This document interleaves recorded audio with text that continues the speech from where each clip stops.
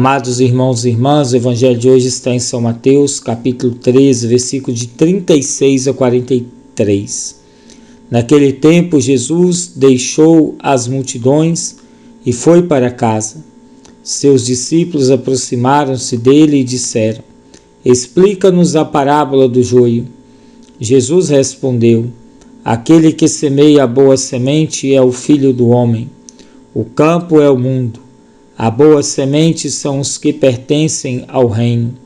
Os joios são os que pertencem ao maligno. O inimigo que semeou o joio é o diabo. A colheita é o fim dos tempos. Os ceifadores são os anjos. Como o joio é recolhido e queimado ao fogo, assim também acontecerá no fim dos tempos. O Filho do Homem enviará os seus anjos e eles retirarão do seu reino todos os que fazem outros pecar e os que praticam o mal, e depois os lançarão na fornalha de fogo. Ali haverá choro e ranger de dentes. Então os justos brilharão como o sol no reino de seu Pai. Quem tem ouvidos, ouça. Palavra da salvação. Glória a vós, Senhor. Amados irmãos e irmãs,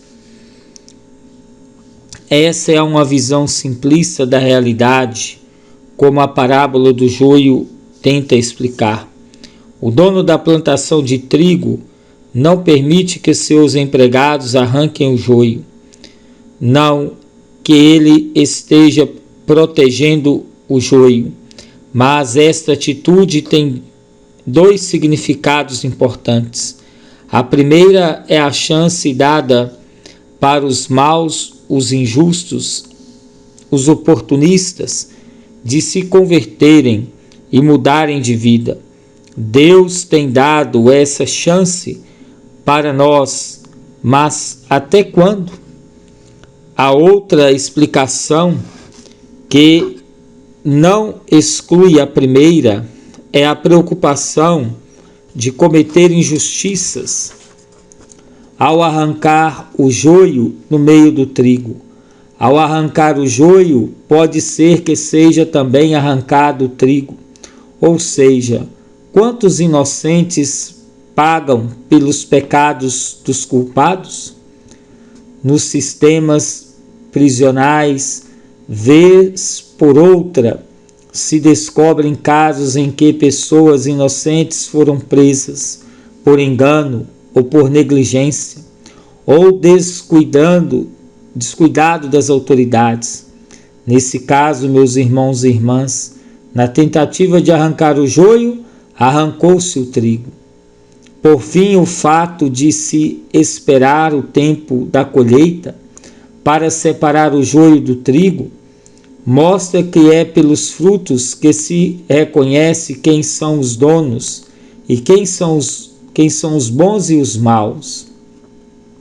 Diz um ditado popular que ninguém traz estrela na testa, ou seja, nem sempre dá para saber quem é bom e quem não é bom apenas pela aparência.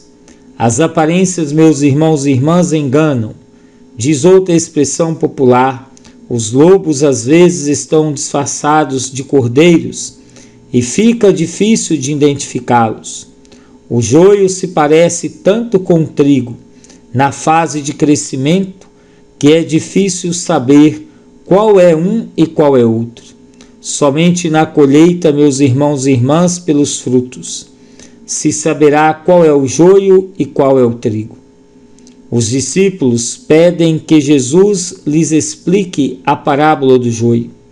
A explicação dada mostra que é o semeador, o que significa o campo, o que é a boa semente, que é o joio,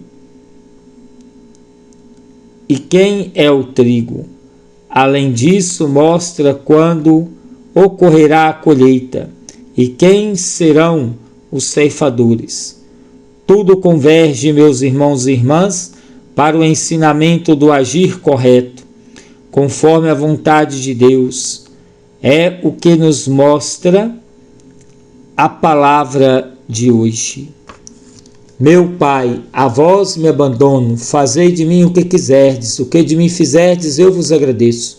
Estou pronto para tudo, aceito tudo, contando que a vossa vontade se faça em mim e em todas as vossas criaturas. Não quero outra coisa, meu Deus, entrego minha vida em vossas mãos. Eu vou lá dou, meu Deus, com todo amor do meu coração, porque eu vos amo e porque é para mim uma necessidade de amor dar-me, entregar-me em vossas mãos sem medida, com infinita confiança, porque sois meu Pai. O Senhor esteja convosco, Ele está no meio de nós. Que desça sobre cada um de vós a bênção desse Deus Todo-Poderoso, Pai, Filho e Espírito Santo. Amém.